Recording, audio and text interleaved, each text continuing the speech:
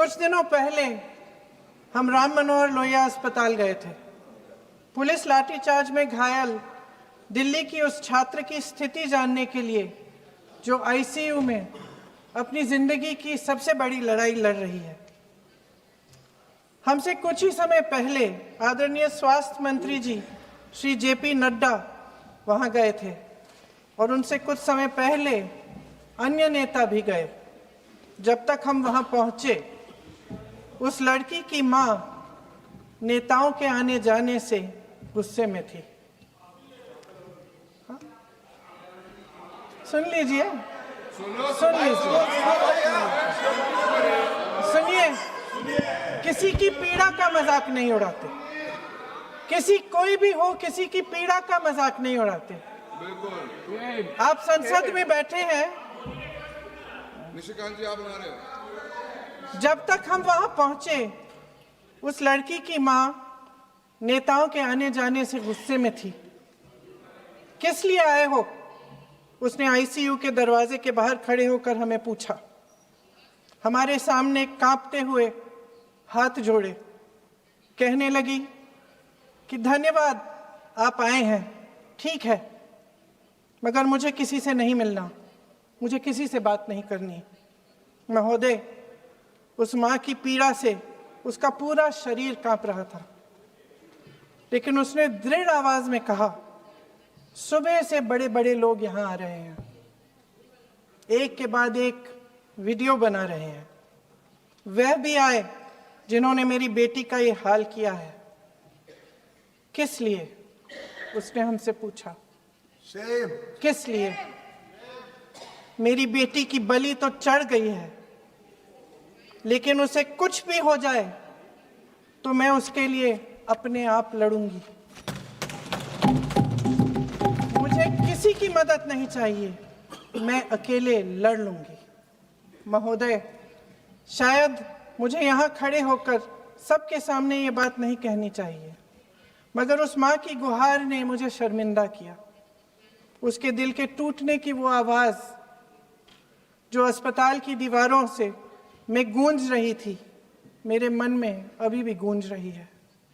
इसलिए उस माँ की इजाज़त लिए बिना मैं आपके द्वारा आदरणीय प्रधानमंत्री महोदय जी और आदरणीय गृह मंत्री महोदय जी से पूछना चाहती हूँ कि क्या ज़रूरत थी एक मासूम बच्ची पर इस तरह दमन करने की?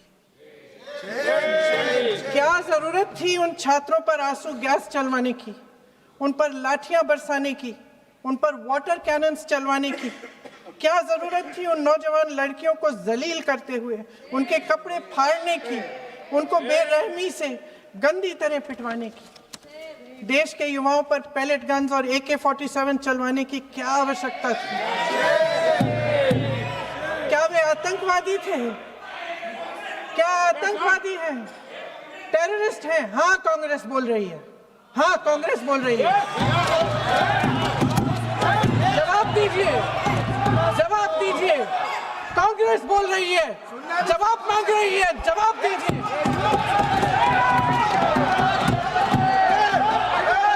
कौन जवाब देगा? कौन जवाब देगा? गृह मंत्री जी जवाब देंगे। किसने ऑर्डर दिया? किसने ऑर्डर दिया पैलेट गन्स चलाने के लिए? किसने ऑर्डर दिया? आपके माध्यम से मैं पूछती हूँ अध्यक्ष महोदय, किसने ऑर्डर दिया? प्रधानमंत्री जी ने दिया? गृह मंत्री जी ने दिया? जवाब देंगे? पूरा देश पूछ रहा है, सिर्फ कांग्रेस पार्टी नहीं पूछ रही है, पूरा देश पूछ रहा है। अध्यक्ष महोदय, देश के माता पिता पूछ रहे हैं, छात्र पूछ रहे हैं, अध्यापक पूछ रहे हैं, पूरा देश आज ये पूछ रहा है। और आपकी जिम्मेदारी बनती है कि आप इस सवाल का जवाब दें। क्यों डरते हैं आप इस देश के नौजवानों से? क्यों डरते हैं आप इस देश की बुलंद आवाज से? और उस आवाज को दबाने का हक आपको किसने दिया है? महोदय, ये सदन यहाँ बैठे हुए सांसदों की जागीर नहीं है, ये इस देश की अमानत है। यहाँ बैठे हम सब इस देश की जनता, इस देश के युवाओं, बुजुर्गों, गरीबों, अमीरों और सब धर्मों, सब वर्गों के देशवासियों के सेवक हैं। हम उनके प्रतिनिधि हैं और ये सत्ता हमें उन्होंने ही दी है। इस देश का संविधान हमारी सर आंखों पे, इस देश का लोकतंत्र सर्वोपरि है। इसे ध्वस्त करना पाप है। यह करोड़ों जनता हमसे सिर्फ एक चीज मांगती है, जवाबदेही। इंग्लिश में इसे अकाउंटेबिलिटी कहते हैं। हमें सत्ता देकर, हमें यहां तक लाकर सिर्फ उसकी ये गुहार है कि जो हम करें उसकी भलाई के लिए करें, और अगर उनके साथ अन्याय हो तो हम उनके प्रति जवाबदेह बने और उन्हें न्याय दिलवाएं। पिछले दिनों हजारों बच्चे सड़क पर उतरे। उन्होंने अपनी पीड़ा व्यक्त की। गांधी जी के दिखाए हुए रास्ते पर अहिंसा और सत्य को अपने दिलों में रखते हुए गाते, मुस्कुराते हुए शांतिपूर्वक प्रदर्शन किया। लोकतंत्र के सबसे पवित्र सिद्धांत के तहत उन्होंने अपनी आवाज उठाने का अधिकार कायम किया।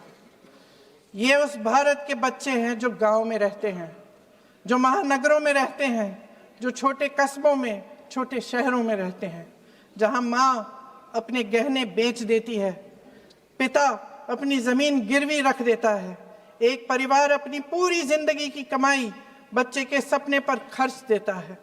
और अब उन्हीं बच्चों को लगने लगा है कि आज इस देश में मेहनत से ज्यादा बेईमानी मायने रखती है, मेरिट से ज्यादा पैसा मायने रखता है। तब सिर्फ एक छात्र नहीं हारता, उम्मीद हारती है। इन परेशान बच्चों ने अपनी उम्मीदें आपसे साझा की। उनकी मांगे क्या थी?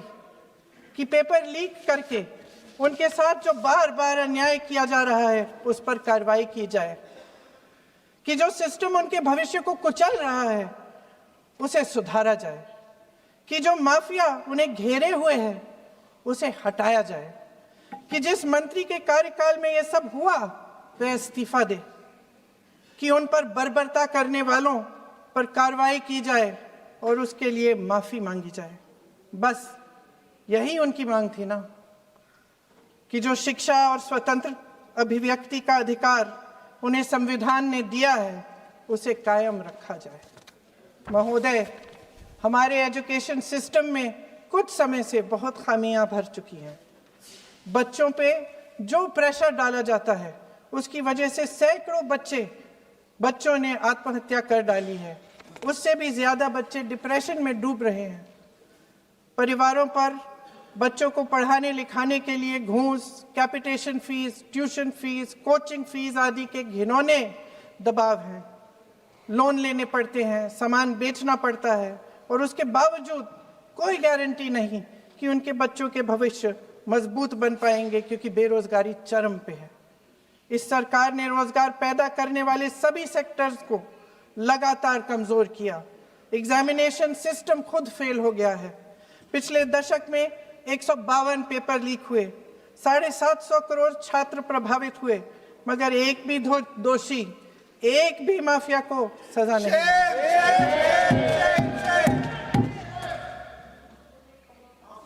हमारे एजुकेशन में आरएसएस के प्रचारकों को भर भर कर उसे खोखला बना दिया है। जबरदस्ती एनटीए बनवाकर सिस्टम का केंद्रीकरण करके उसे और भी उलझा दिया। देश के कुल बजट में, हाँ जी जबरदस्ती, आपने अभी अभी सुना तमिलनाडु के हमारे साथी क्या कह रहे थे। देश के कुल बजट में एजुकेशन बजट की हिस्सेदारी हर साल बढ़ाने की बजाय घटती जा रही है।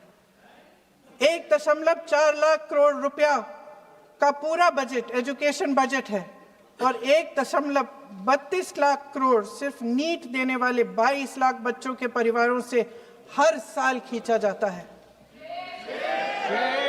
एक और शर्मनाक आंकड़ा भी है। 1.4 लाख करोड़ रुपया हमारा पूरा एजुकेशन बजट, और 16 लाख करोड़ रुपए जो मौजूदा सरकार ने बड़े उद्योगपतियों के लोन माफ किए हैं। सोचिए कि इस सरकार की प्राथमिकताएं क्या है। सच ये है अध्यक्ष महोदय कि जिस तरह अस्पताल में उस छात्रा की मां का विश्वास पूरे सिस्टम से हट गया है, उसी तरह देश के युवाओं का भरोसा इस पूरे सिस्टम से टूट चुका है। और जब इस तरह देश के भविष्य, हमारे युवा निराश होकर सरकार और सिस्टम से अपना भरोसा हटा देते हैं, तो उस भरोसे को फिर से बनाने के लिए सिस्टम के अंदर से जवाब नहीं ढूंढा जा सकता, उसके दायरे से बाहर निकलना पड़ता है, नए सिरे से ठोस प्रयास करने पड़ते हैं। अफसोस की बात यह है अध्यक्ष महोदय कि इतना हो जाने के बाद भी आदरणीय प्रधानमंत्री महोदय जी और उनके साथी इस सच्चाई को समझ नहीं पा रहे हैं। वे अभी भी ये सोच रहे हैं कि पीआर, नैरेटिव चेंज और पालतू मीडिया के सहारे एक बार फिर उनकी नैया पार हो जाएगी। परसों शिक्षा मंत्री जी ने शर्मनाक परिस्थितियों में अपना इस्तीफा दिया और कल यहीं मकर द्वार पर मेरे सत्ता पक्ष के सांसदों ने जिंदाबाद के नारे चिल्लाते हुए उनका संसद में ऐसे स्वागत किया जैसे मानो कोई सुपरस्टार पहुंच गए हैं। विडंबना देखिए महोदय, जब भूतपूर्व शिक्षा मंत्री को मुकुट पहनाया जा रहा था, स्वागत हो रहा था उनका, तब महाराष्ट्र में एक परिवार पेपर लीक पीड़ित अपनी बेटी की आत्महत्या का शोक मना रहा था। आपकी सरकार ने देश के करोड़ों छात्रों को क्या संदेश दिया? आपको किस बात का गौरव है, किस बात का अभिमान है? ये कौन सा अहंकार है? जहां आंखों में शर्म होनी चाहिए, वहां बेशर्मी और स्वागत के नगाड़े बजाए रह रहे हैं। एक तरफ मातम है, दुख है, यहां फूल माला डाल रहे हैं। कोई आप पर कैसे यकीन करे?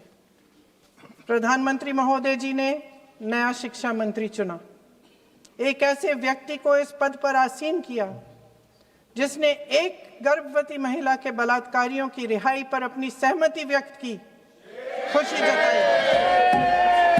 देश की करोड़ों लड़कियों को प्रधानमंत्री जी ने इससे क्या संदेश दिया?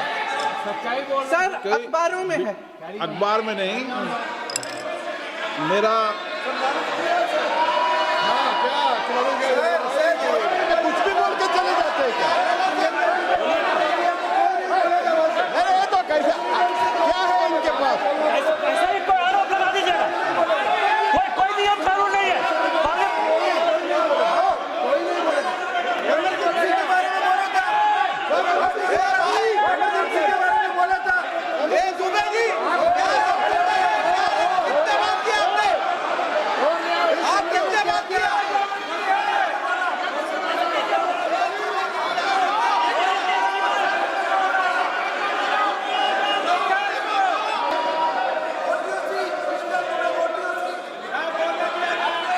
अध्यक्ष महोदय जी, जो श्रीमती प्रियंका वाड्रा गांधी जी बोल रही थी, तो बीच में उनके वहाँ से भी टोका टोकी पहले भी हुए, हमारे यहाँ से भी हुए थे। अभी हम लोग तो शांति से सुन रहे हैं, लेकिन जो अभी अभी हमारे वर्तमान नए शिक्षा मंत्री को जो उन्होंने टिप्पणी की, कैरेक्टर असैसिनेशन है एक तरीके से संसद में, और इस तरीके के भाषा हम उम्मीद नहीं करते हैं। मैं इसमें प्रहलाद जोशी जी ने भी खुद कहा है, एक तो उन्होंने प्रियंका जी ने जो गलत बात कही है रिकॉर्ड पे, उसको रिकॉर्ड से हटा दिया जाए। दूसरा इस तरह का भाषा का इस्तेमाल ना करें। आपने डिबेट से पहले आपने अपील किया कि संसद में डिबेट का स्तर को नहीं गिराने चाहिए। उनके पार्टी के वो सीनियर लीडर है, वो पहली बार चुन के आए हैं, मगर उनके पार्टी में सीनियर है, जिम्मेदारी के साथ बोलना चाहिए। अगर पूरा ऑथेंटिकेट नहीं कर सकते हैं तो मैं ये मानता हूं कि उनको क्षमा मांगना चाहिए सदन से।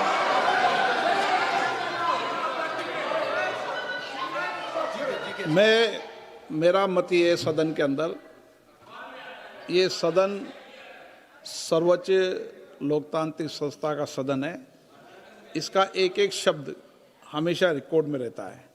मैं माननीय सदस्य से आग्रह करूंगा कि बिना तथ्यों के हमें इस तरीके के सदन के पटल पर बात नहीं होनी चाहिए।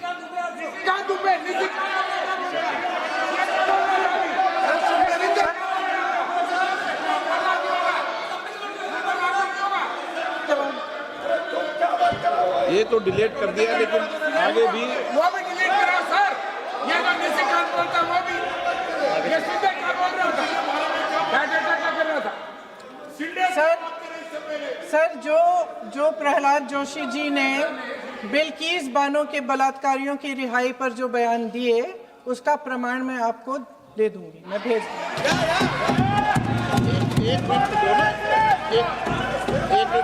मैं ऑथेंटिकेट करूंगा। स्पीकर का डायरेक्शन 115, उनको पहले ऑथेंटिकेट करने कहिए सर। ऑथेंटिकेट करेंगे उसके बाद वो आगे बढ़ेंगे, ऐसे नहीं होगा। पहले ऑथेंटिकेट करने दो सर। उनको ऑथेंटिकेट करने के लिए कहिए, ऑथेंटिकेट करने कहिए उनको। एक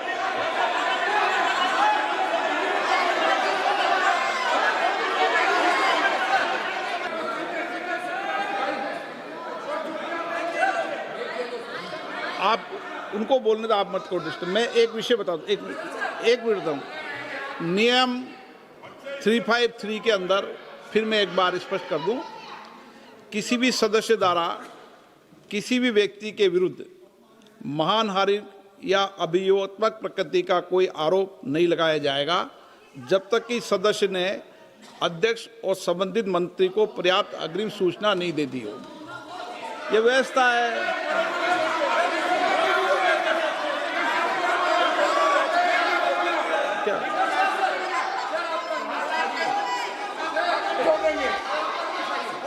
House, ma'am.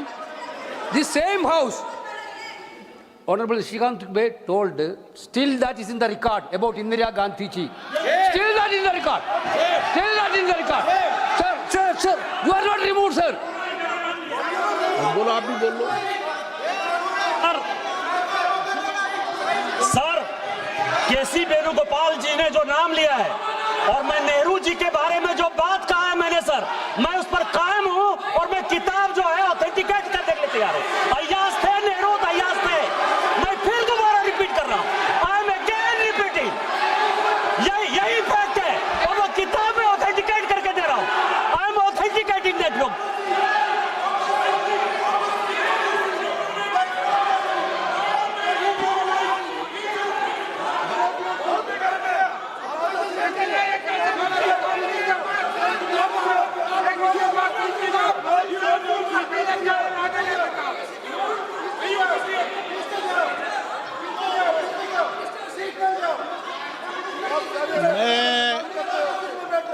मैं जब आसन पर होता हूं, जो मैं व्यवस्था देता हूं, चाहे सत्ता पक्ष हो या प्रतिपक्ष हो, मैं समान व्यवस्था देता हूं। मैं जब आसन पर होता हूं,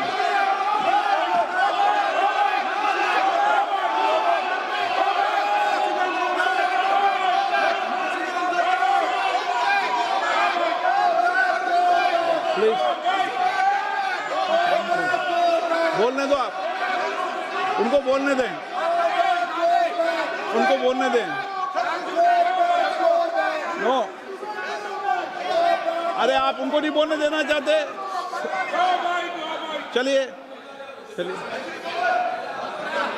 114 प्लीज सर प्रियंका जी को ऑथेंटिकेट करना चाहिए और जो मिस इन्फॉर्मेशन कर रहे हैं, नहीं तो मिस इन्फॉर्मेशन के लिए कार्रवाई करना चाहिए सर। ये क्या कुछ भी बोल के चल सकता है क्या? और procedure for the minister the correcting the mistake 114 में अगर वो आपने जो रूल का जिक्र किया 353 में, मुझे कोई नोटिस नहीं दिया है, मैं इधर प्रेजेंट हूँ और मैंने ऐसे कैसे बिना ऑथेंटिकेशन बोल सकते, मुझे बिना नोटिस दिए हुए। इसलिए मैं इसको खंडन करता हूँ और उसको एक्सपेल करना चाहिए और उनको माफी मांगना चाहिए।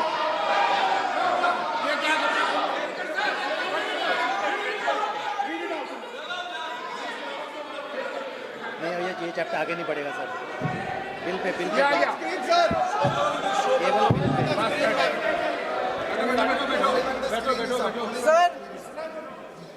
Sir here is a newspaper माननीय सदस्य, सर अरे आपने पूरा बुक लेके आए, आपने बुक लेके आ सकता है सर रिटन बाय respected माननीय journalist, सदस्य, I will authenticate using this, sir. आप माननीय सदस्य प्लीज इसको छोड़ दें।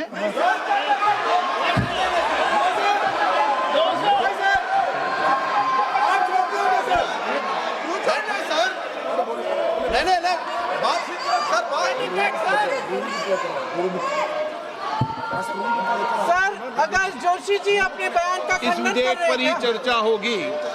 आप इस बयान का खंडन कर रहे हैं क्या नहीं, जोशी जी? माननीय से पूछेगा। सदस्य, मैं आपसे फिर आग्रह कर रहा हूं, इस सदन में इस विधेयक पर ही चर्चा होगी।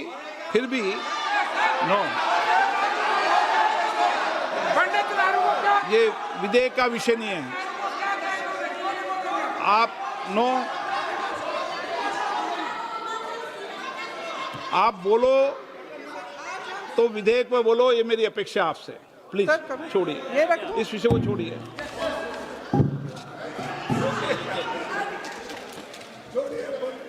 आज हम सदन पटल पर एक ऐसे विधेयक में संशोधन पर डिबेट कर रहे हैं जो 2024 में पारित हो चुका था, और इसमें मुख्य संशोधन यही है कि पेपर लीक के अन्य अपराधों के लिए सजा बढ़ाई जाएगी। मगर जब से ये विधेयक पारित हुआ तब से अब तक इस सरकार ने एक भी अपराधी को सजा नहीं दी। आपने देखा है कि कल और परसों से फेस रिकॉग्निशन द्वारा प्रदर्शन करने वाले बच्चों के नाम और पते सार्वजनिक किए जा रहे हैं, मगर यही काम पेपर लीक करने वाले अपराधियों के लिए अभी तक नहीं किया गया। ना इस विधेयक में पेपर लीक रोकने के कोई ठोस कदम है। इससे देश के युवाओं का भरोसा कैसे बनेगा? अध्यक्ष महोदय, आदरणीय प्रधानमंत्री महोदय जी को आपके माध्यम से मैं कहना चाहती हूं कि शायद उन्हें अपने सलाहकार बदलने चाहिए। वे असलियत से एकदम टूट चुके हैं। नई नई कमेटियां बनाने से काम नहीं चलेगा। उनका अध्यक्ष चाहे कोई भी हो। राधा कृष्ण कमेटी भी व्यवस्था में सुधार लाने के लिए बनी थी। आज तक उसकी एक सिफारिश लागू नहीं हुई है, और इस नई कमेटी में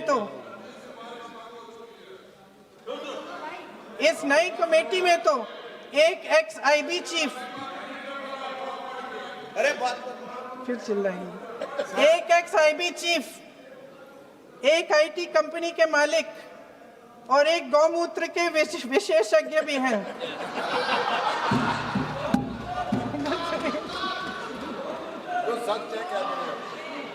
इन्हें शिक्षा के बारे में क्या पता जी? सर, सच है। आप आज मेरे से नाराज हो रहे हैं। मन मुस्कुरा लीजिए। उनको आपने भी चुनाव लड़ा।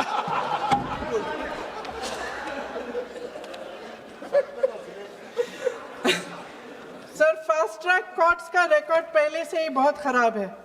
वैसे भी कल की सुनवाई में सीबीआई का वकील पेश ही नहीं हुआ। संसद में विपक्ष को दोषी ठहराने से, खोखले राजनीतिक खेल खेलने से काम नहीं चलेगा। आप जेन जी का भरोसा वापस जीतना चाहते हैं तो नए नए एंगल से अपने फोन से नए नए वीडियो बनाने से नहीं होगा।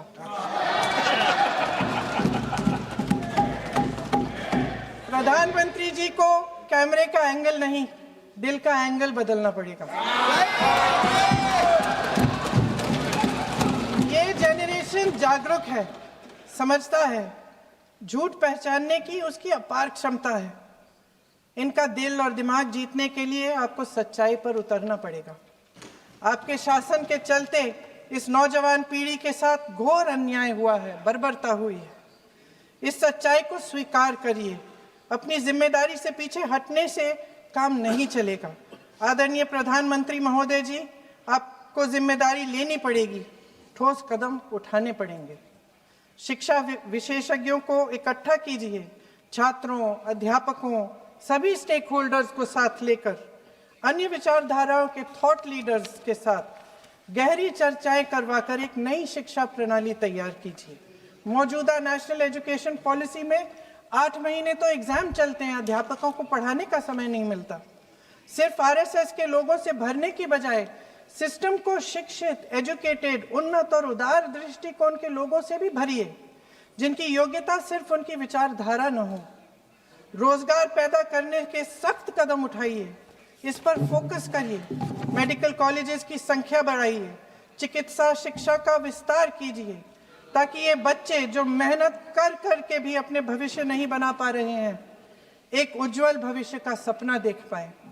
अध्यक्ष महोदय, छात्रों को सड़क से हटाया जा सकता है, लेकिन उनके सवालों को नहीं। हर लाठी जो किसी लड़की पर, किसी लड़के पर चली है, वे बच्चों की पीठ से ज्यादा सरकार की साख पर पड़ी है। देश के नौजवान न्याय मांग रहे हैं, भीख नहीं। वे यहां सरकार गिराने नहीं, अपना भरोसा बचाने के लिए आए थे। अध्यक्ष महोदय, आपके माध्यम से मैं सरकार को कहना चाहती हूं, अपनी साख बचाइए, अपनी नीयत ठीक करिए, अपनी अकड़ का इलाज कीजिए, अपने वादों पर अमल कीजिए। आपके शासन में हमने बड़ी बड़ी चोरियां देखी हैं। चुनाव में वोटों की चोरी, राम मंदिर में चंदा की चोरी, आपके उद्योगपति मित्रों द्वारा देश की संपत्ति की चोरी, किसानों की जमीन की चोरी,